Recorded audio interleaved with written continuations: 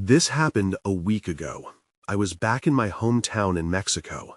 I hadn't been here in 10 years. I was here to care for my grandmother.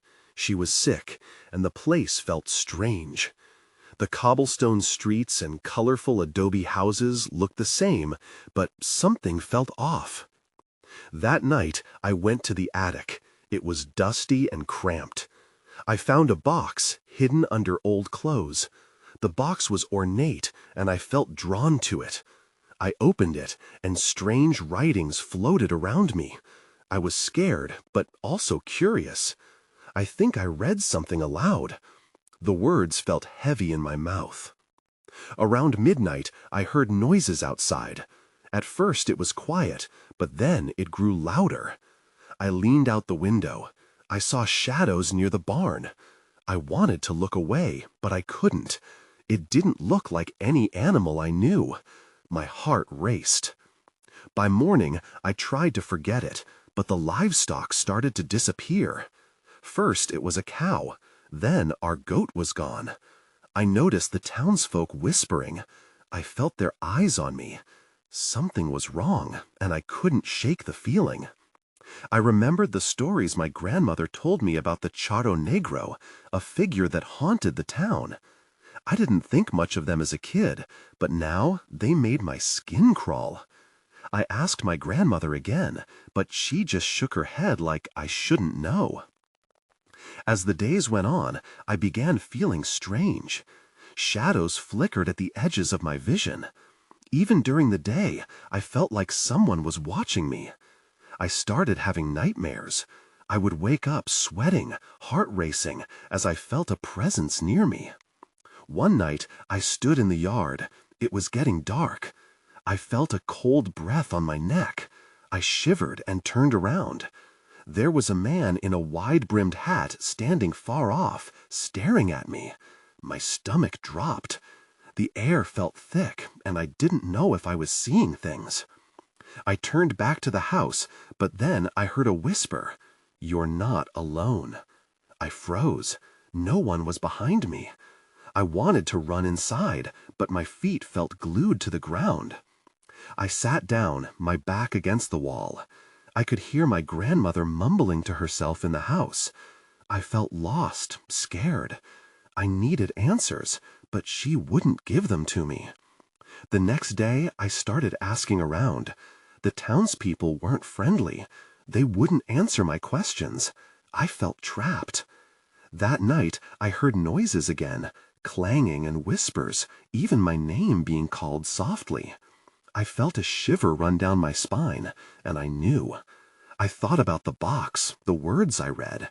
Had I disturbed something? I remembered my grandmother's warnings. I grabbed my phone to call my friend. I felt like I needed help. But just as I hit dial, the lights flickered, and I felt someone behind me. My breath caught. I turned slowly, but I was alone again, except for the darkness. The whispers swirled in my ears, and I understood. Whatever I had awakened, it was coming for me. I spent the next day trying to keep my mind occupied. I wandered around the house, pretending to clean, but my thoughts kept circling back to the eerie events. It felt like the walls were closing in around me, suffocating me with unspoken fears. I needed a plan, but I didn't know where to start.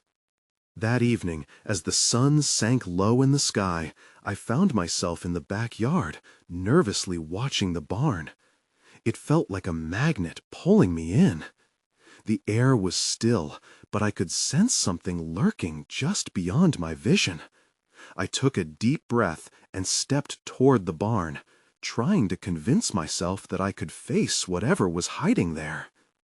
When I reached the door, my hand trembled as I pushed it open. Inside, it was dark, musty, and almost too quiet. I strained my ears, hoping to catch any sound, anything to break the silence. Then I saw it. A shadow moved quickly in the corner. I gasped and stumbled back, tripping over a loose beam. "Who's there?" I shouted, my voice shaky and thin. There was no response, just that thick silence filling the space. I didn't want to feel foolish, but my instincts screamed at me to run. I turned to leave, but just then something caught my eye. On the ground, near a stack of hay, something glimmered. My curiosity wrestled with fear as I bent down to pick it up. It was a silver medallion, shaped like a horseshoe, with strange markings etched along its edge. My heart raced as a chill crept up my spine. This looked like a symbol from the box. Why is this here? I wondered aloud, examining it closer. I turned it in my palm, feeling an eerie warmth radiating from it. The whispers echoed in my mind. "You're not alone."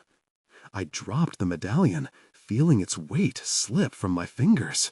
I backed away, but then I heard it again, the whisper, this time clearer. "Find him." I froze, every nerve in my body on high alert. The air shifted, and I felt an overwhelming sense of dread wash over me. My heart thundered in my chest. I didn't want to stay.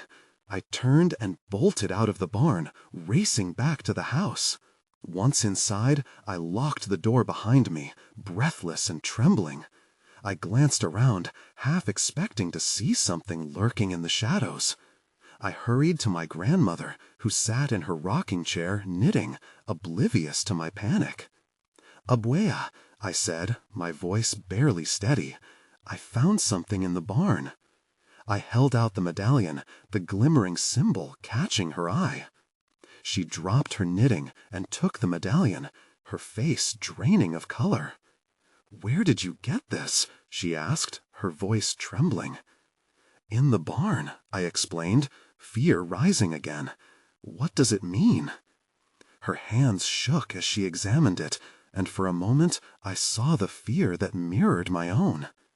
"You must return it," she said, hushed, urgency creeping into her tone. "Before it's too late."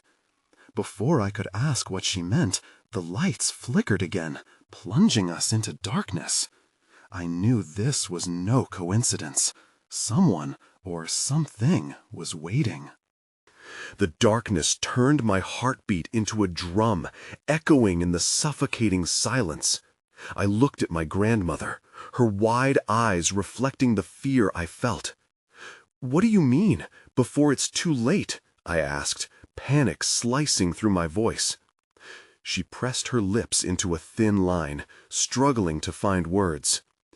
"Your grandfather, he had dealings with the Charro Negro. This medallion, it connects to him." "Who is that?" My voice trembled as I said the name. "The Charro Negro," she whispered, glancing at the window. "A spirit, a legend, powerful and vengeful. You shouldn't have touched that." Before I could process her words, the lights flickered back to life. But the sensation of being watched returned tenfold. I peered out the window, half expecting to see something lurking outside. There was nothing, just the dark outlines of trees against a starlit sky. "Abuela," I urged, "what should I do? How do I return it?" She shook her head, her hands clutching the medallion tightly. "You need to go back to the barn. Leave it where you found it. The longer you keep it, the worse it will get." The thought of returning filled me with dread. My mind raced with images of shadows flickering in the barn, of voices whispering my name. But what if it wants something from me? What if it doesn't let me go? "Just trust me. It's the only way." Her voice shook with urgency. I could see the fear etched into her features. I took a deep breath, steeling myself. I had no choice. If I wanted peace, I had to face my fears. The weight of the medallion still loomed over me, suffocating me with an intensity I couldn't shake off. "I'll go," I said finally, though my voice quavered. Abuela nodded, her expression grave. I grabbed my jacket, feeling the cool fabric against my skin. Stepping outside, the night air felt thick and heavy. Each step toward the barn felt like I was walking deeper into a trap. I hadn't been able to shake the feeling that something was waiting, watching, just out of sight. As I reached the barn door, I hesitated. The wooden structure loomed before me, dark and foreboding. The whispers from earlier echoed in my mind like a haunting refrain. Find him. Pushing open the creaking door, the musty smell hit me before anything else. I took a cautious step inside. My phone's flashlight cut through the darkness, illuminating the familiar corners but casting eerie shadows that danced along the walls. Here goes nothing, I murmured to myself, clutching the medallion tightly in my palm. I walked toward the stack of hay where I had found it. My hands trembled as I placed it on the ground, hoping it would somehow break the unseen connection it had to me. Just as I turned to leave, a noise made my blood run cold. A low growl, deep and rumbling, reverberated around me. I froze, my heart racing. I wasn't alone. "Who's there?" I called out, my voice barely above a whisper. The growl deepened, sending a shiver down my spine. That's when I saw it. A figure stepping from the shadows, its outline growing clearer with each heartbeat.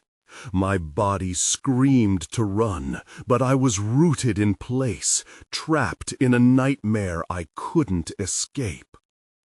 The figure stepped closer, its shadow stretching unnaturally across the damp floor. My breath caught in my throat as I struggled to make sense of what I was seeing.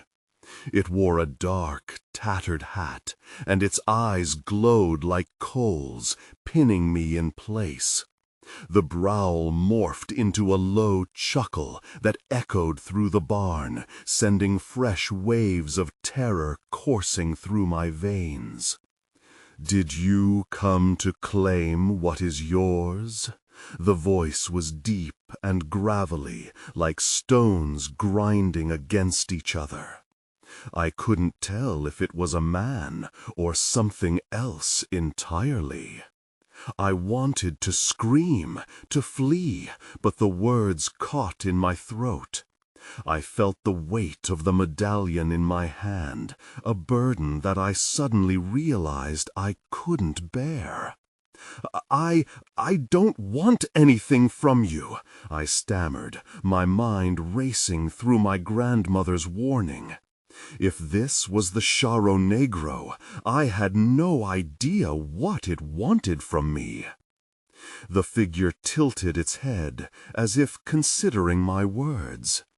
"You hold my past, little one. You must decide." I couldn't understand. I was just a girl who had stumbled upon a relic of a legacy I had never known. "What do you mean?" I asked, my voice shaking. "What do you want?"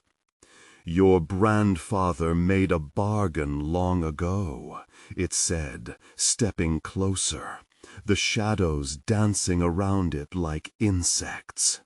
"It's time to fulfill the debt." A wave of panic surged through my body. What debt? My grandfather? The weight of my family's past was pressing down on me. I don't know anything about it. The figure laughed, a sound both sinister and haunting. "That doesn't matter.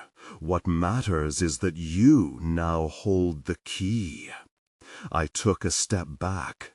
The medallion was cold against my palm, almost pulsing with an energy I couldn't comprehend.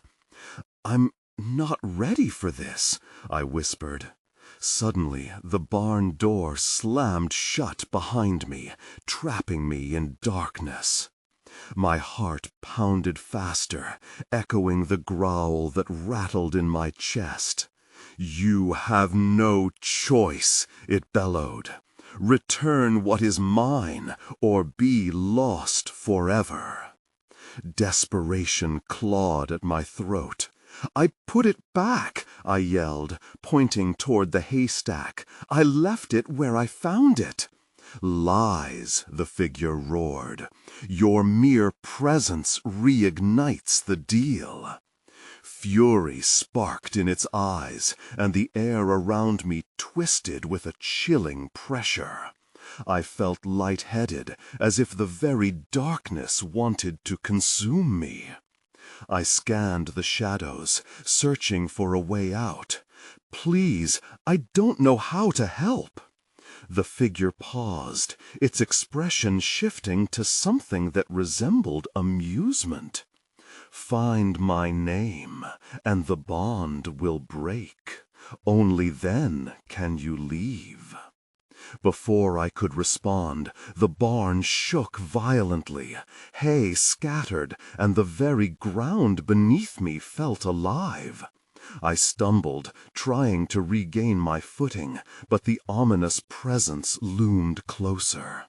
"What's your name?" I cried out desperately, fearing the answer might shatter me. But as I waited, a deafening silence fell, punctuated only by my own ragged breathing. It was clear the figure was waiting for me to act, pushing me to uncover secrets that had long been buried. And just like that, the shadows closed in, leaving me to face the chilling realization: I had to uncover the past, not just for my own sake, but for my family's as well. The barn trembled around me, the walls threatening to close in. Panic surged, but I fought to gather my thoughts. I had to find a way out of this nightmare. "What do you mean by 'find my name'?" I yelled into the darkness, hoping for some clarity. The figure loomed closer, its presence a veil of dread. "The first step is to seek the truth," it said, its voice like gravel on stone. Every word echoed in my bones. I realized I was being challenged to dig into my family's past, but where would I even start? "Your grandfather's name is written in the blood he spilled," it taunted.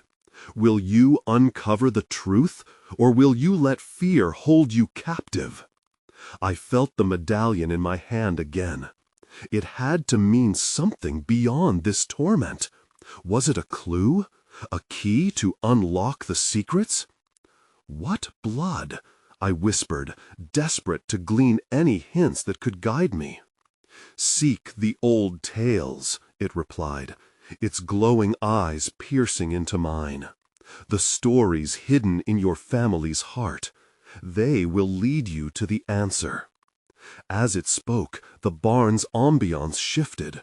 Shadows danced erratically, twisting and turning, almost like they were alive. I resisted the urge to run. I was terrified, yes, but I couldn't afford to lose my nerve.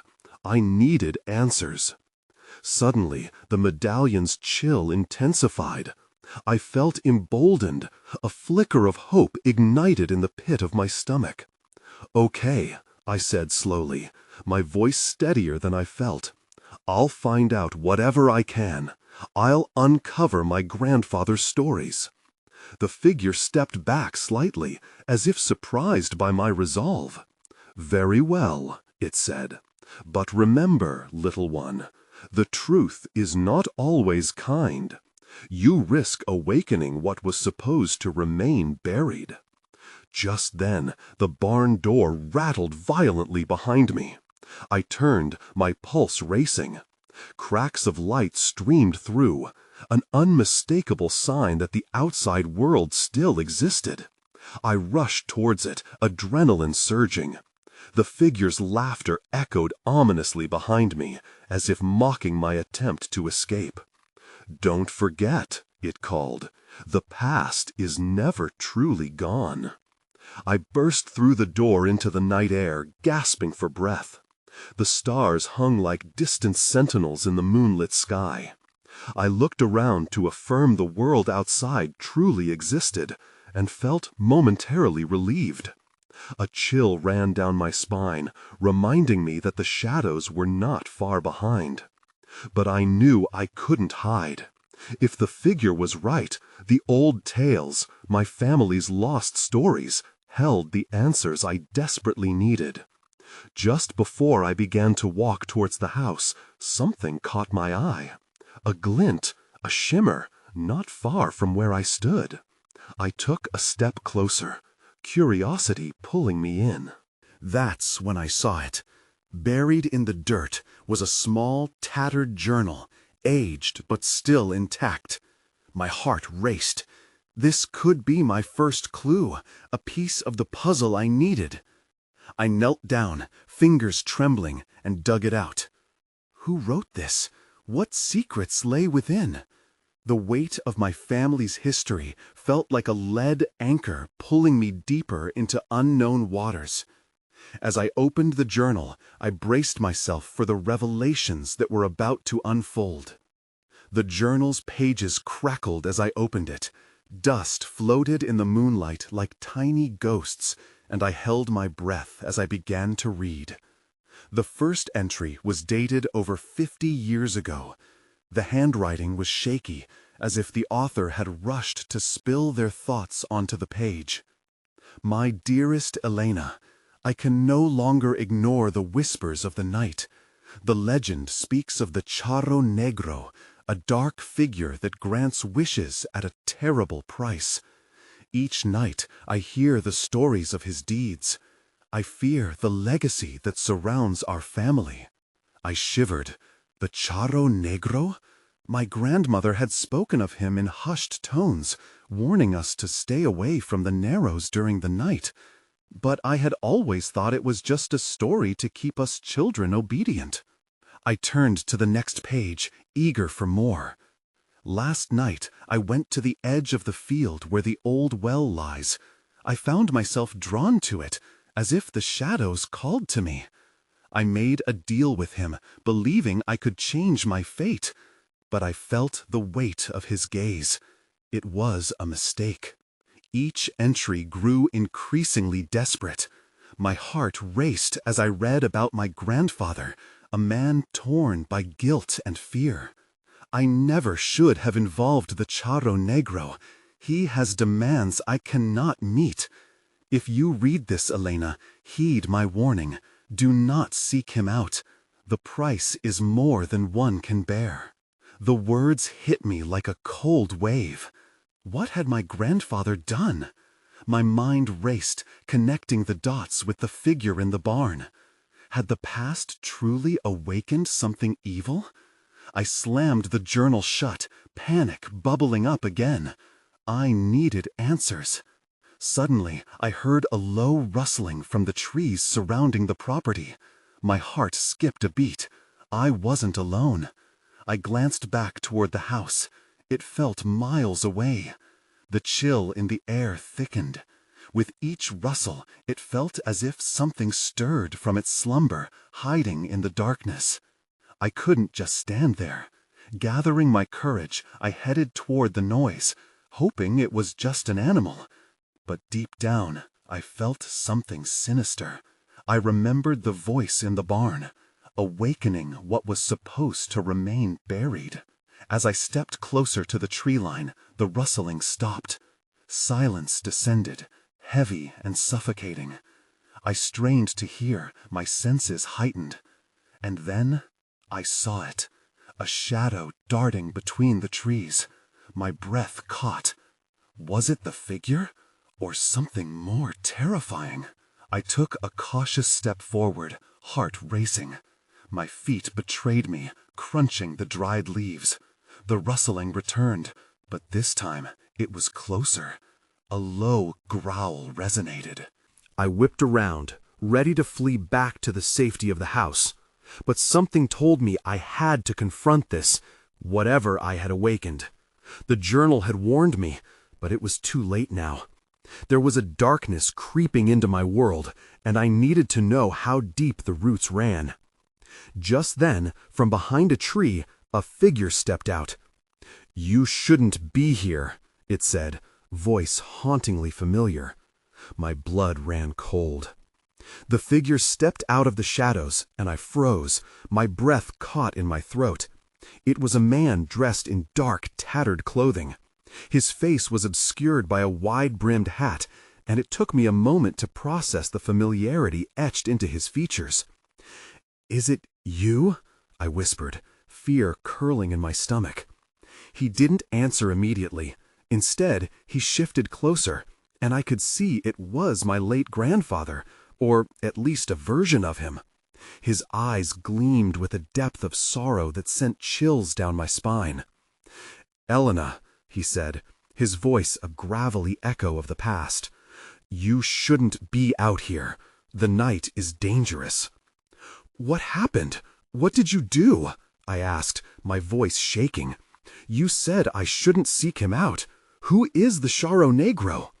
He took a step forward, and I could feel the tension in the air stiffen. "The stories are true, and the price? It is not a price worth paying." The urgency in his voice brought a wave of panic. "You made a deal, didn't you, with the Charro Negro?" He nodded slowly, looking around nervously as if he feared the shadow itself would overhear us. "It was foolish. I thought." "Thought what?" I pressed, desperation creeping into my voice. "That you could change everything?" "Yes," he exclaimed, throwing a hand out toward the dark woods, frustration etched across his face. "But nothing comes without a cost. I thought I could spare the family, save you from this burden." Before I could respond, a rustling came from the trees again. Both of us turned toward the sound. My heart pounded. There was something else out there, something waiting. "They're here," my grandfather said, his voice low and urgent. "We need to go." But where? The house felt like a million miles away. Just then, I saw a flicker of movement, shapes blending into the shadows around us. I felt a mounting sense of dread. "It's not just the Charro Negro," he whispered, eyes wide with fear. "His minions, they come to collect." A figure emerged from the darkness, cloaked and menacing. The growling sound deepened, filling the air with an unsettling chill. The figure raised a hand, and I could see it was skeletal, fingers long and twisted. My breath hitched. "What do I do?" I gasped, looking back at my grandfather. "Do not listen to them," he warned, stepping protectively in front of me. "They will twist your desires, make you think you want what they offer, but it's a trap." "But I need answers. I need to know how to stop this." The figures shifted closer, their presence suffocating. Then, without warning, my grandfather reached for me. "Elena, trust me. You have to run." I looked between him and the advancing figures, panic taking hold. "But you—" "Go, now!" he shouted one last time, his voice cracking with urgency. In that instant, I turned and ran. The night swallowed me whole as I sprinted back toward the house, the darkness buzzing with whispers, claws reaching for me. I couldn't look back. That's when I heard it, a voice calling my name, too pure, too gentle amidst the chaos. "Elena, help me." My blood ran cold. It wasn't my grandfather's voice. It was something else entirely. I ran blindly, my feet pounding against the dirt path that led back to the house. The shadows shifted behind me, closing in. Each step pushed me deeper into panic, and the voice echoed in my mind, a haunting lullaby that turned my blood to ice. "Help me." I faltered, but pushed myself onward. I could not stop, could not turn, but I felt it. Someone was waiting for me, their presence curling around every tree like a predator in the night.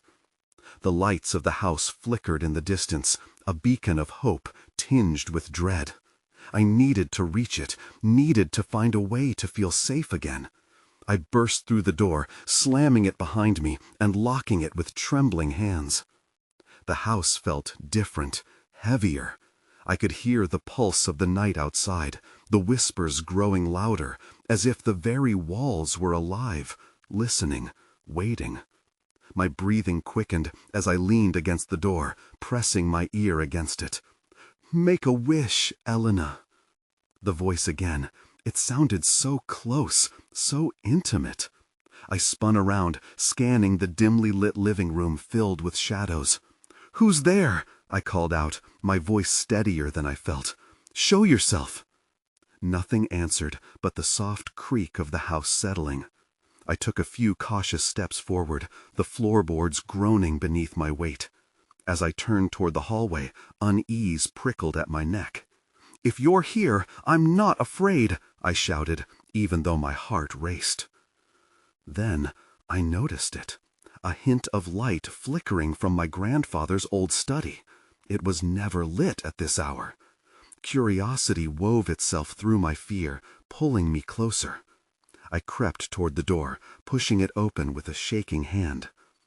Inside, the room was aglow with warm orange light. My grandfather's desk was cluttered with papers and old trinkets, but the light shone bright from a small box resting in the middle.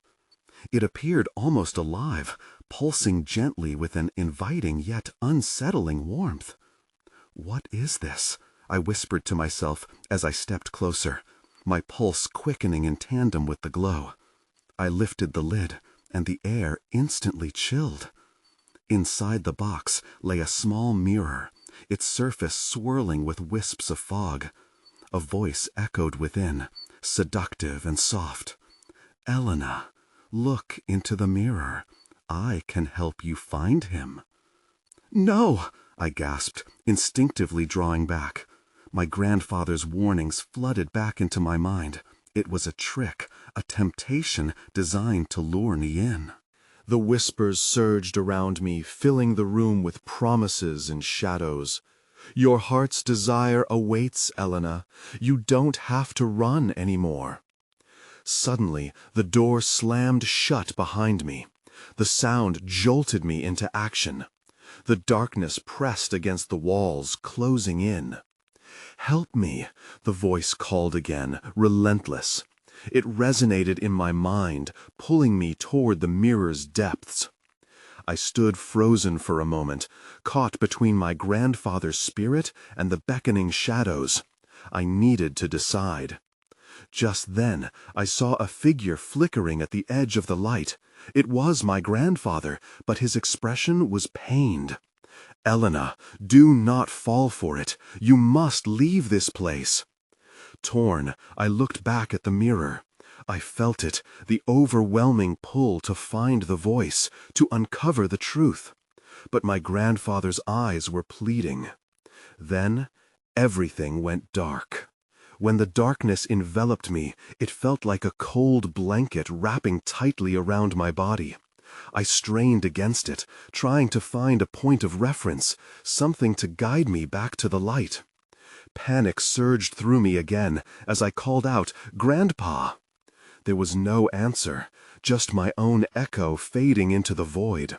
My hands fumbled in front of me, searching for something, anything to stabilize me. As if sensing my fear, the whispers swelled around me, wrapping around my thoughts like tendrils of fog. "Look, Elena." The voice was insistent, a whisper now clenched in desperation. I squinted, hoping to find the mirror again, its glowing surface a way back to clarity. But all I felt was emptiness. Each breath felt harder to take. Then, slowly, a spark flickered to life, illuminating the space before me. I blinked, and the study came back into view, though it looked distorted, as if I were peering through water. The box was still there, but now it seemed to pulse with urgency, as if it had been expecting me. "Your desire is so close," the voice cooed. I staggered backward, almost slipping on the floor, my breath unsteady. "You're lying," I shouted, trying to regain some control. "I'm not interested." But something inside me started to unravel. What if this voice truly held the key to finding him? Could it help me locate the missing pieces of my family's past? Just then, a shadow twisted behind the desk, forming a figure that sent shivers down my spine. "Help me," it was a soft plea, like the whisper of wind through the trees. "Who are you?" I demanded, my voice trembling slightly. As the figure stepped into the light, I could see it was a woman, her face obscured, but eyes piercing. The same hopelessness I felt reflected back at me. "I made a deal, Elena. I thought I'd find peace." "Peace?" I questioned, feeling the air grow heavier, suffocating. "They never let me go." Her voice cracked, sorrow intertwined with a chilling anger. "And neither will you." I gasped, taking a step back, slap against the wall. The mirror shimmered, pulling my gaze again. I could see shards of memories. My family, my grandfather's stern face, the day we buried him. So many faces lost to time and darkness. "Enough!" I shouted, charging toward the box, but the woman lunged forward, her hands reaching out as if to drag me down with her. In that panic, my instincts kicked in. I bolted to the door, heart racing. I didn't know where I was going, but I had to escape this room, this moment. Just as I reached for the handle, the whispers rose in a cacophony. "Stay, Elena. To know is to be free." I hesitated, guilt gripping me tightly. The pull of the mirror was palpable. It felt like the answer to everything I sought. But my grandfather's warning echoed in my mind, drowning out the enticements. With one last glance at the woman, her expression a mix of longing and despair, I swung the door open and plunged into the hallway. I raced down the corridor, the air thick with shadow and uncertainty. What waited outside? I didn't know, but I could hear the faintest echo of whispers behind me, growing fainter, persuading me to return. But when I got to the front door, I had to make a choice. There, I felt a hand on my shoulder. I turned. Someone was in the house. The presence behind me was heavy, like a storm cloud ready to break. I turned slowly, a dread sinking deep into my stomach. Standing about a step away was my grandmother, her eyes wide and filled with a mixture of fear and urgency. "Elena," she gasped, clutching my arm tightly. "You mustn't look back. You mustn't get caught in the darkness."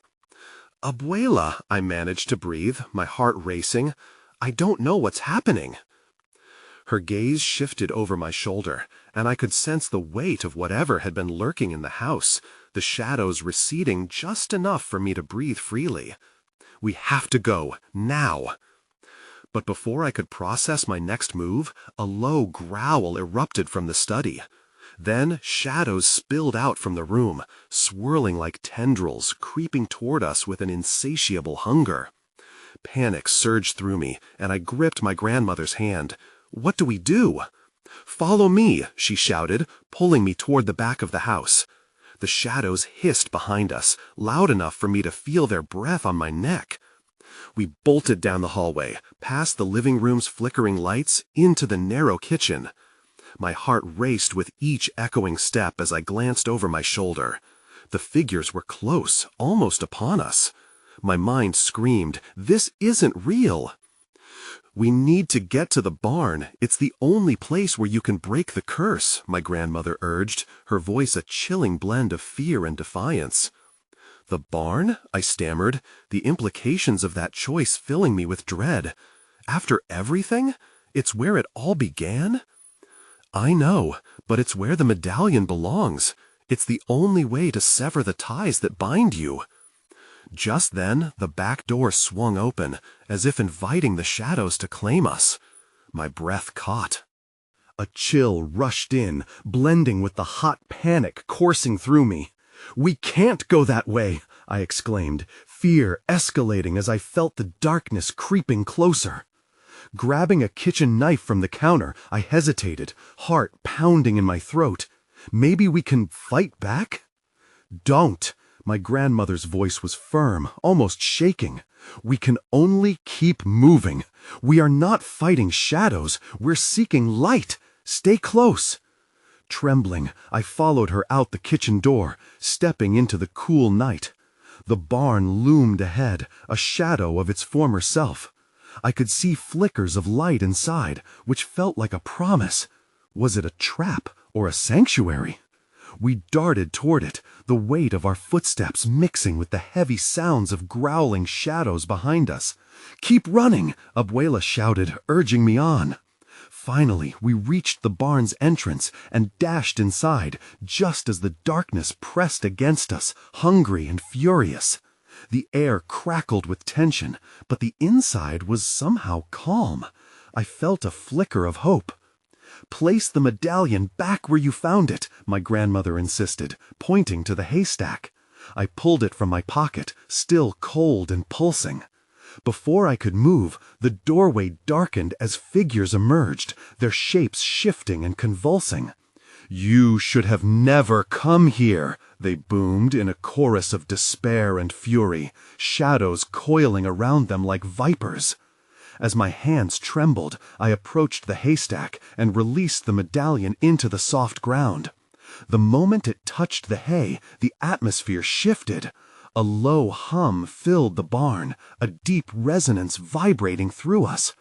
"Now!" my grandmother yelled, pulling me close.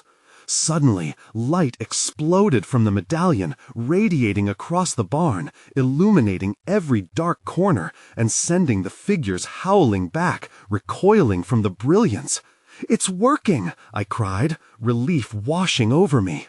But just then, a piercing scream shattered the air, coming from deep within the shadows. "You think I will let you go so easily?" A figure stepped forward. Its form flickered like flames, revealing the Charro Negro himself, eyes smoldering with rage and sorrow. "I come for the debt, the bond. You can't break it," he roared, extending a skeletal hand toward us. As I stared into those glowing eyes, a moment of clarity hit me. The truth of my family, the bargains of the past, and the shadows that hunted us. The urge to run gripped me, but so did a resolute force, a strength I forgot I had. "We are not bound to your ties," I shouted back, my voice steady. "Our family made those choices, but I choose my path now." The light from the medallion brightened, illuminating the barn in a burst of brilliance. I could feel it within me, a fierce energy pushing back against the darkness that had clung so closely. The Charro Negro's expression shifted, a flicker of surprise crossing his face. "No, you cannot defy your blood." "Watch me," I shouted, raising my arms, summoning every ounce of my ancestral strength. And with that, the light became a wave, sweeping through the barn like a flood, unveiling all that was hidden. The figures shrieked, shadows melting into the ground, screaming as they dissolved into the vast void of nothingness. The barn vibrated beneath our feet, a pulse of life reclaiming its space. As the last echo faded, a calm surrounded us.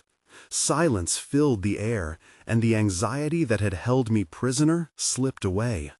I could feel my grandmother's hand still on my shoulder, the warmth of connection grounding me. But what now? I looked around, noting the barn had returned to normal, a ramshackle relic filled with straw and wood. The medallion lay glowing softly among the hay. The immediate danger faded, but questions loomed like clouds. Was it truly gone? Had we truly severed the ties, or merely put them in a corner to gather dust? I caught my breath, still trembling from the intensity of it all. My eyes met my grandmother's. We shared an unspoken understanding, a bond forged in survival. "I guess it's done," I said finally, though unease still loomed in my voice. She nodded thoughtfully, staring at the medallion. "For now," she replied, "but the stories, they never truly leave us. They linger, Elena. Remember that. I moved closer to her, 1,000 thoughts racing through my mind. What happens next? I didn't know.